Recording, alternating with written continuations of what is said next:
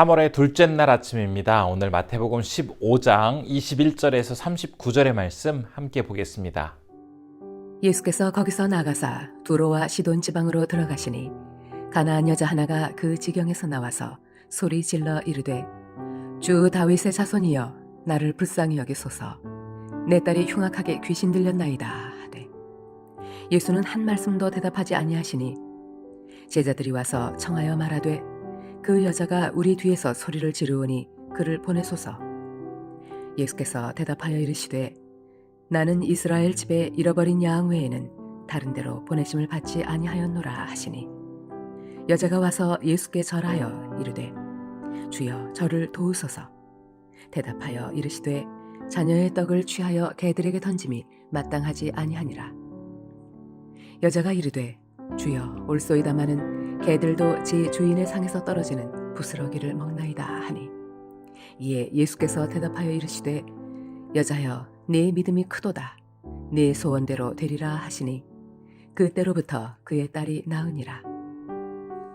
예수께서 거기서 떠나사 갈릴리 호숫가에 이르러 산에 올라가 거기 앉으시니 큰 무리가 다리 저는 사람과 장애인과 맹인과 말 못하는 사람과 기타 여럿을 데리고 와서 예수의 발 앞에 앉힘에 고쳐주시니 말 못하는 사람이 말하고 장애인이 온전하게 되고 다리 저는 사람이 걸으며 맹인이 보는 것을 무리가 보고 놀랍게 여겨 이스라엘의 하나님께 영광을 돌리니라.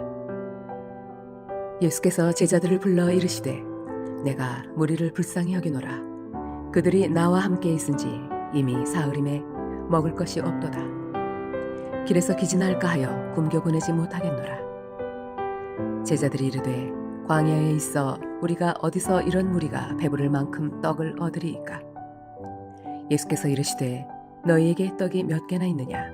이르되 7개와 작은 생선 2마리가 있나이다 하거늘 예수께서 무리에게 명하사 땅에 앉게 하시고 떡 7개와 그 생선을 가지사 축사하시고 떼어 제자들에게 주시니 제자들이 무리에게 주매 다 배불리 먹고 남은 조각을 7 광주리에 차게 거두었으며 먹은 자는 여자와 어린이 외에 4,000명이었더라. 예수께서 무리를 흩어보내시고 배에 오르사 마가단 지경으로 가시니라. 예수님의 사역이 진행될수록 더 많은 사람들이 예수님께 몰려들었습니다. 하지만 주님은 많은 무리를 피해서 이스라엘 북서쪽에 위치했던 두로와 시돈이라는 항구 도시를 찾으셨죠. 이 두 도시는 무역이 매우 성행하였고 또 풍족한 도시였지만 이방인들이 주로 몰려 살고 있던 그러한 지역이었습니다. 오늘 본문은 주님께서 이 지역에서 한 이방 여인을 만나시는 이야기로 시작하고 있는 것을 볼 수가 있습니다. 마태는 그녀를 가나안 사람이라고 말하고 있고요. 또 마가는 수로보니게 족속이라고 밝히고 있습니다. 이 여인은 이방 사람이었지만 이미 복음을 받아들인 사람이었습니다. 그 사실을 여인이 예수님을 부르는 그 호칭에서 확인해 볼 수가 있는데요. 주님께 나오면서 주 다윗의 자손이여 라고 부르고 있는 것을 볼 수가 있습니다. 이 표현은 예수님을 메시아로 인정한다라는 그런 의미였습니다. 참된 신앙, 참된 믿음을 가진 사람만이 할 수 있는 그런 고백이었습니다. 지금 여인은 왜 예수님 앞에 나오고 있는 것일까요? 여인에게는 귀신 들려서 괴로워하고 있는 그런 딸이 있었습니다. 주님께 나와서 그 딸의 치료를 부탁하기 위해서 더 가까이 다가가려고 하고 있었던 것이죠. 집요하고 아주 귀찮을 정도로 계속해서 예수님과 그 제자들을 따라다니면서 제발 고쳐달라고 소리를 지르고 있었고 제자들은 그녀를 돌려보내기를 예수님께 요청을 하고 있었습니다. 그러자 예수님은 이제 24절에서 나는 이스라엘 집에 잃어버린 양 외에는 다른 데로 보내심을 받지 아니하였노라 라고 말씀을 하시면서 그 여인에게 이야기를 하고 있는 것을 우리가 확인해 볼 수가 있습니다. 이 말씀은 언뜻 보면 예수님은 유대인만을 위해서 오셨다라는 그런 의미로 해석이 되기도 하는데요. 하지만 이 말씀은 그런 의미가 아닙니다. 이 세상에서 펼치시는 그 사역이 우선적으로는 유대인들을 대상으로 한 그러한 사역이라는 그런 말씀이었습니다. 즉 사역의 우선순위에 대해서 이야기하고 있는 그런 말씀이셨던 것이죠. 예수 그리스도께서 이 땅에 오셔서 보여주신 그 사역은 그 범위가 1차적으로는 유대인들을 대상으로 제한되어 있는 사역이었습니다. 그리고 나서 다음으로 이방인에게도 역사하시는 그러한 순서가 있었습니다. 주님의 이 사역 범위에 대한 원칙, 이것은 아무리 믿음이 좋은 여인이라 하더라도 그 원칙을 허물 수는 없었습니다. 그런데 예수님 앞에 서 있는 이 여인, 참 지혜로운 여인이었던 것으로 보입니다. 단순히 들려지는 그런 말에 일희일비하거나 흥분하고 또 서운해하지 않고 예수님께서 하시는 그 말의 본래의 의미를 충분히 헤아리고 있었기 때문입니다. 여인은 주님이 하신 그 비유의 말씀에 대해서도 그랬기 때문에 그 의미를 곡해하거나 어떻게 보면 겉으로 들려지는 그 이야기에 의해서 속상해하지 않았습니다. 26절에 보면 자녀의 떡을 취하여 개들에게 던짐이 마땅하지 아니하니라 라는 그 예수님의 말씀에 대해서 그 의미를 지혜롭게 확장하면서 그 말씀에 대응하고 있는 것을 볼 수가 있습니다. 당시 사회에서 어린아이들은 자신들이 키우던 그 애완견을 너무나 사랑한 나머지 그 애완견에게 자기가 먹던 그 음식 조각을 나누어 주기도 했다고 합니다. 여인은 이 상황을 들면서 개들에게 자녀의 떡을 주는 것이 맞느냐라는 그러한 주님의 질문에 대해서 개들도 얼마든지 주인집 상 주변에서 떨어지는 그 부스러기를 먹을 수 있습니다 라고 대답을 하고 있는 것입니다. 여인은 지금 예수님께 제대로 된 어떤 음식이 아니라도 작은 부스러기라도 자신에게 달라라고 요청을 하고 있습니다. 이 고백 속에는 아주 작은 부스러기와 같은 그러한 역사라도 주님께서 보여주신다면 그것으로도 얼마든지 자신의 그 소원은 이루어질 수 있다는 그런 믿음이 포함되어 있는 그런 표현이었습니다. 이 말 속에는 예수님께서 충분한 능력이 있으시기 때문에 비록 작은 능력이 펼쳐진다 할지라도 얼마든지 그 딸이 귀신에서 해방될 수 있다는 그런 확신이 담겨 있는 그런 고백이었습니다. 지금 본문에서 살펴볼 수 있는 이 여인의 믿음은 우리가 예전에 살펴보았던 그 예수님께서 가버나움 지역에서 사역하실 때 이방인이었던 로마 군대의 백부장이 자신의 딸이 이제 죽게 되었을 때 예수님께 나와서 살려달라고 요청을 하면서 예수님께서 굳이 자신의 집에 오지 않으시더라도 말씀만으로도 얼마든지 그 딸을 살려주실 것을 믿는다라는 그런 고백, 그 고백에 대해서 예수님께서 그 백부장의 믿음을 굉장히 칭찬해 주신 그 사건, 아마 기억하실 겁니다. 그 사건과 지금 이 여인의 믿음 굉장히 많이 닮아 있는 것을 우리는 알 수가 있습니다. 그렇기 때문에 예수님은 이번에도 이 여인의 진실한 모습에 대해서 매우 기뻐하시면서 그 믿음을 칭찬하고 계십니다. 이러한 믿음은 이제 마태복음을 우리가 살펴보다 보면 이방 여인으로서 주님으로부터 처음으로 받는 그런 칭찬이었다라는 것을 우리가 알 수가 있습니다. 우리는 이 장면을 보면서 마치 오늘날 신앙생활하는 우리 성도님들 중에서도 같은 믿음을 가진 사람들 때문에 때로는 편견과 차별, 이러한 것들로 마음 아파 본 적 있으실 것입니다.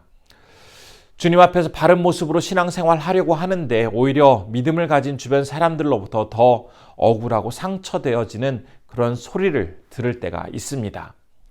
그러나 아무리 어려운 상황이 벌어진다 하더라도 이 본문에서 지금 여인이 보여주고 있는 그런 모습처럼 진실하고 성숙한 믿음을 가지고 중단하지 말고 계속해서 주님 앞에 나아가 간구하게 될 때 우리 주님은 그 믿음에 대해서 칭찬하시면서 반드시 그 마음의 소원을 응답해 주시는 것을 우리는 이 말씀을 통해서 배울 수가 있습니다.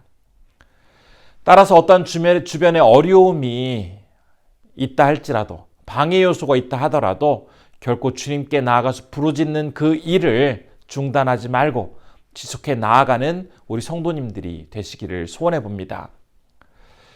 이제 계속해서 이어지는 말씀은 여인의 아름다운 믿음의 고백을 계기로 해서 이제 계속해서 주님께서 이방 지역에서 사역을 펼쳐가시는 내용을 확인해 볼 수가 있습니다. 그 후에 주님은 이제 두로 지역을 떠나서 시돈 지역을 거쳐서 다시 갈릴리 호수 근처로 내려오셨는데요. 그런데 이번에는 갈릴리 호수 주변 중에서 유대인들이 사는 지역이 아니라 이방인들이 살고 있었던 데가볼리라는 그러한 지역으로 가십니다. 여전히 많은 사람들이 예수님을 따르고 있었고 치유받기를 원하고 있었습니다. 그 과정에서 이제 본문 32절부터 39절은 4,000명을 먹이신 소위 말하는 칠병이어의 사건을 이야기하고 있습니다. 이미 마태복음 14장에서 5,000명을 먹이신 오병이어 사건이 있었습니다.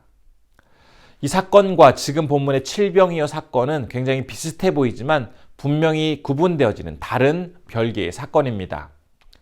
이 사건은 음식을 만들어서 사람들의 환심을 사고 장차 이 세상을 변화시킬 위대한 그 어떤 전사와 같은 분으로서의 메시아의 예수님, 메시아이신 예수님을 보여주고 있는 것이 아니라 정말 굶주리고 어려운 사람들을 불쌍히 여기시면서 진정한 그들의 친구가 되어주시기 위해서 다가가시는 예수님의 모습을 잘 보여주고 있는 그러한 이야기입니다. 주님은 단순히 며칠 동안 사람들이 음식을 먹지 못해서 배고파하는 그 모습에 안타까워서 음식을 마련해 주신 것이 아니었습니다. 사람들은 사실 자기가 먹으려고 준비해온 음식이 있었지만 예수님을 따라다니면서 그 주님의 말씀을 듣느라 자기가 싸온 음식을 다 먹었습니다. 그리고 나서도 사흘 동안 먹지도 않고 움직이지도 않고 계속해서 주님 곁에 머물면서 예수님의 말씀을 듣고 있었던 것이죠.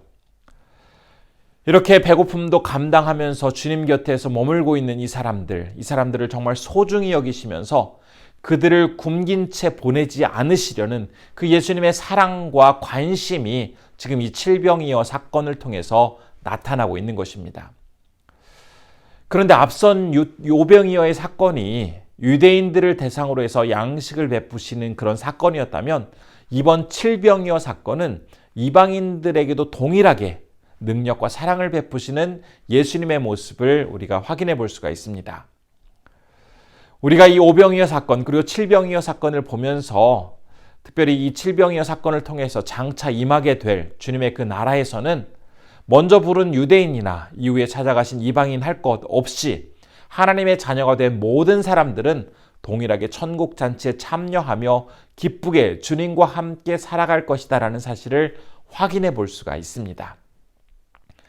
우리는 오늘 말씀 중에서 특별히 유대인에게 보여주셨던 그런 이적과 또 따스한 사랑을 동일하게 이방인들에게 보여주고 계시는 예수님의 모습을 살펴볼 수가 있었습니다. 예수님의 관심은 유대인이냐 아니면 이방인이냐 거기에 있는 것이 아니라 아직 복음을 알지 못하는 그 많은 백성들 그곳에 향하고 있었기 때문입니다. 우리 역시 예수님처럼 아직 복음을 알지 못하는 사람들, 또 복음을 듣지 못하는 주변의 사람들, 그리고 또 저 멀리 다른 나라에 있는 그 영혼들을 향해서 더 열심히 기도하고 그들에게 복음을 전하는 이 사명을 정말 최선을 다해서 끝까지 감당해야 하겠습니다. 오늘 하루 주님이 맡겨주신 이 복음 전파의 사역을 성실하게 감당하시는 우리 성도님들 되시기를 바랍니다. 기도하겠습니다. 첫 번째로는 아직 복음을 듣지 못한 사람들을 향해서 안타까운 마음으로 그들을 찾아가 말씀을 전하시는 그 예수님의 모습을 기억하면서 우리 또한 열심히 복음을 전하는 자로 살아가게 해달라고 기도했으면 좋겠습니다. 두 번째로는 감비아의 한병이 김현희 선교사님을 위해서 기도하실 때 특별히 건강하게 주님께서 인도하시고 지켜주셔서 맡겨진 사역 잘 감당하실 수 있도록 우리 선교사님의 건강을 위해서 함께 기도해 주시면 좋겠습니다. 기도하겠습니다.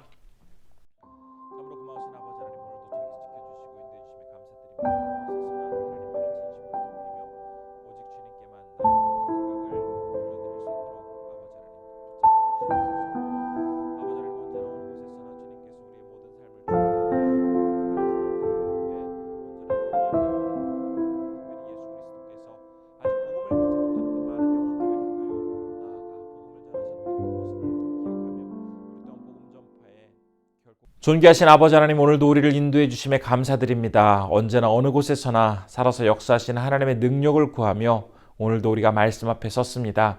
특별히 예수 그리스도께서 이방인의 그 지역에 가셔서 그들의 그 병을 고쳐주시고 또한 그들에게 놀라운 이적을 보여주시고 그들에게 사랑을 나타내 보여주시는 그 장면을 보았습니다. 주님께서는 유대인이나 이방인이나 할 것 없이 아직 복음을 듣지 못하는 많은 영혼들에게 다가가셔서 그들을 향해 최선을 다해 복음을 전하시는 모습을 우리가 살펴보았습니다.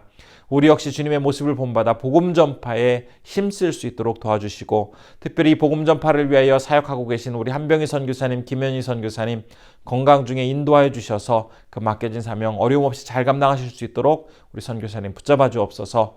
오늘 하루도 우리 성도님들 건강으로 인도해 주시고, 또한 계획하고 있는 모든 일정 하나님께서 함께해 주심에 기쁨으로 잘 진행될 수 있도록 주님 역사해 주시옵소서. 언제나 함께해 주시길 간절히 원하오며 예수님의 이름으로 기도드립니다. 아멘.